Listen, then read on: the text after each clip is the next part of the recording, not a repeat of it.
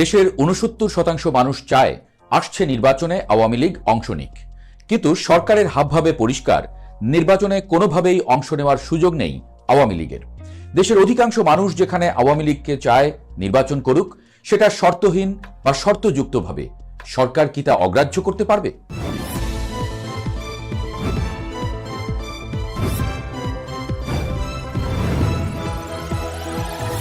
প্রথম আলোর জরিপ বলছে, আসন্ন নির্বাচনে শর্তহীন এবং শর্তযুক্তভাবে ৬৯% মানুষ চায় আওয়ামী লীগকে নির্বাচনে অংশগ্রহণ করতে দেয়া হোক।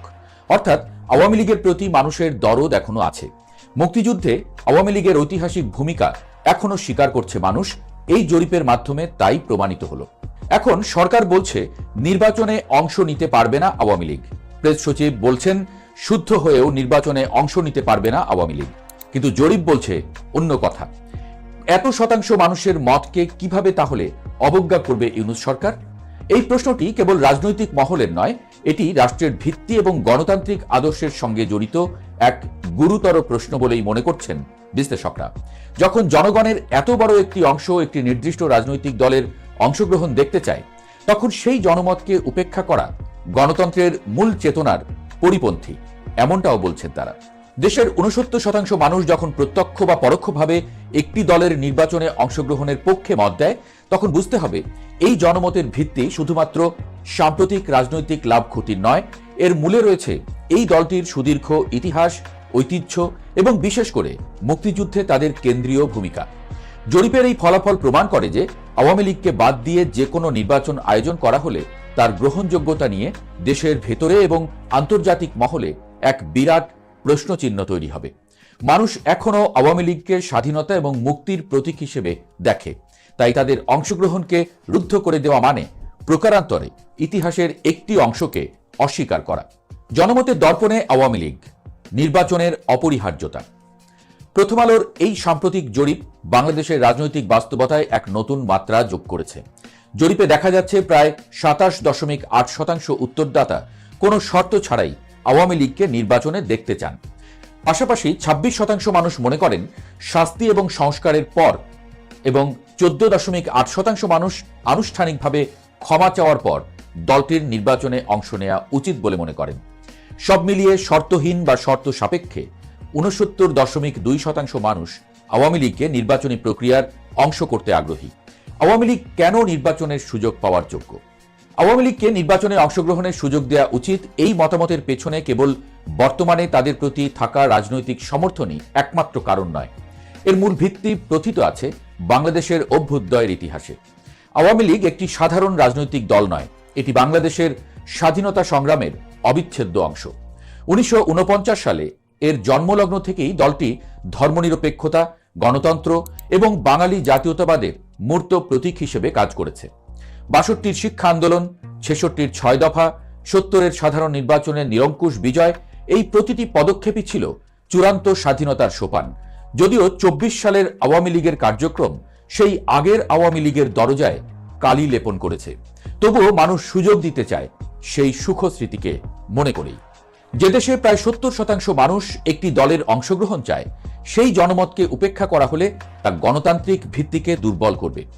গণতন্ত্রের মূল কথা হলো সংখ্যাগরিষ্ঠের মতামতকে সম্মান জানানো এবং রাজনৈতিক বহুত্ববাদকে স্বীকৃতি দেওয়া। যদি আওয়ামী লীগের অতীতের বিতর্কিত কর্মকাণ্ডের জন্য তাদের নিষিদ্ধ করাও হয়, তবুও বৃহত্তর জনমতের প্রতি শ্রদ্ধাশীল হয়ে একটি অন্তর্ভুক্তিমূলক নির্বাচন নিশ্চিত করাই হবে প্রজ্ঞা এবং দূরদর্শিতার পরিচয়। শাস্তি বা সংস্কারের শর্ত যুক্ত করে হলেও জনতা তাদের অংশগ্রহণ চাইছে, যার অর্থ তারা একটি ঐতিহাসিক আপোষ ও সংশোধনের মাধ্যমে এই দলটিকে জাতীয় মূলধারার রাজনীতিতে ফিরিয়ে আনতে প্রস্তুত। বিএনপির দৃষ্টিকোণ, একটি সার্বজনীন নির্বাচনের প্রয়োজনীয়তা। আওয়ামী লীগের অত্যাচারের সবচেয়ে বড় শিকার বিএনপি, কিন্তু বর্তমানে একটি গ্রহণযোগ্য নির্বাচনের জন্য আওয়ামী লীগের অংশগ্রহণ যে অপরিহার্য, তা বিএনপিও পরোক্ষভাবে উপলব্ধি করে।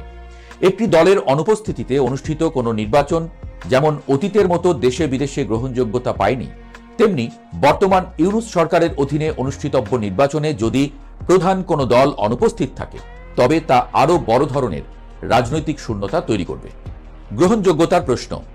বিএনপি ভালো করেই জানে যে আওয়ামী লীগের মতো একটি বিশাল জনসমর্থন এবং ঐতিহাসিক ভিত্তিযুক্ত দলকে বাইরে রেখে তারা যদি ক্ষমতায় আসে, তবে সেই নির্বাচন আন্তর্জাতিকভাবে এবং দেশের বৃহৎ জনগোষ্ঠীর কাছে প্রশ্নবিদ্ধ থাকবে।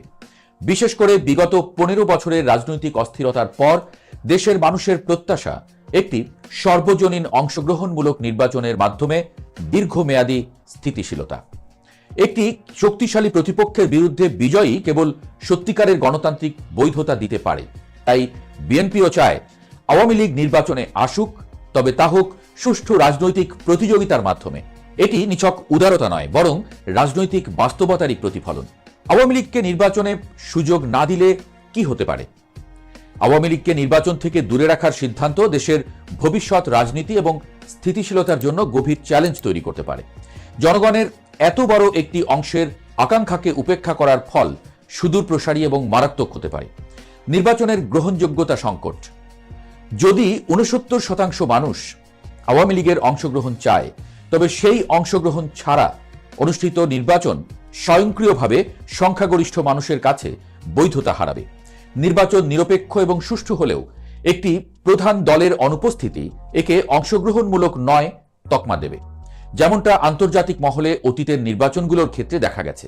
এতে দেশে নতুন করে রাজনৈতিক অনিশ্চয়তা তৈরি হতে পারে, এমনকি আওয়ামী লীগও কিছু বলার সুযোগ পাবে। রাজনৈতিক শূন্যতা ও মৌলবাদের উত্থান। আওয়ামী লীগের মতো ধর্মনিরপেক্ষ এবং উদার দল নির্বাচনী প্রক্রিয়া থেকে সরে দাঁড়ালে এর ফলে তৈরি হওয়া রাজনৈতিক শূন্যতা পূরণ করার জন্য অন্য শক্তি মাথাচাড়া দিয়ে উঠতে পারে। জরিপের তথ্য অনুযায়ী বিএনপি সবচেয়ে বেশি আসন জিতবে বলে মানুষের ধারণা থাকলেও জামায়াতে ইসলামের প্রতিও একটি বড় অংশের মানুষের সমর্থন দেখা গেছে।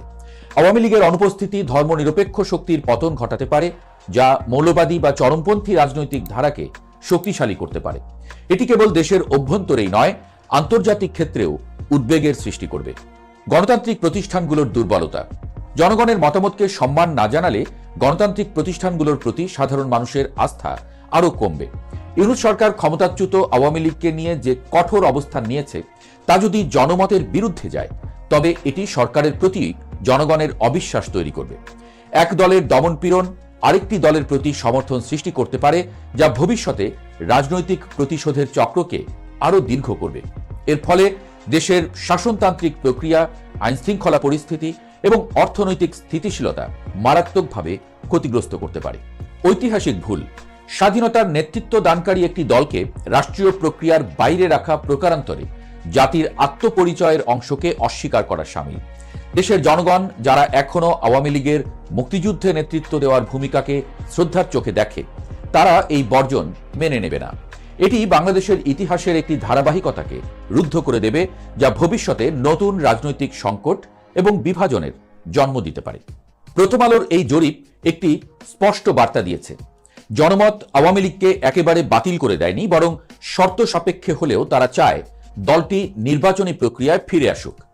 ইউনূস সরকারের সামনে এখন একটি কঠিন পরীক্ষা। তারা কি কেবল অতীতের ভুলের জন্য দলটির উপর কঠোরতা বজায় রেখে জনগণের 69% আকাঙ্ক্ষাকে অবজ্ঞা করবে, নাকি দূরদর্শিতার পরিচয় দিয়ে একটি সর্বজনীন ঐতিহাসিক সংশোধনমূলক নির্বাচন আয়োজন করে দেশের গণতান্ত্রিক ভিত্তিকে মজবুত করবে? তবে যে গণতন্ত্রের জন্য এত কিছু সহ্য করল বাংলাদেশ, সেই গণতন্ত্র জারি রাখতে আওয়ামী লীগকে সুযোগ দেয়াই উচিত, এমনটাই বলছেন অনেকে।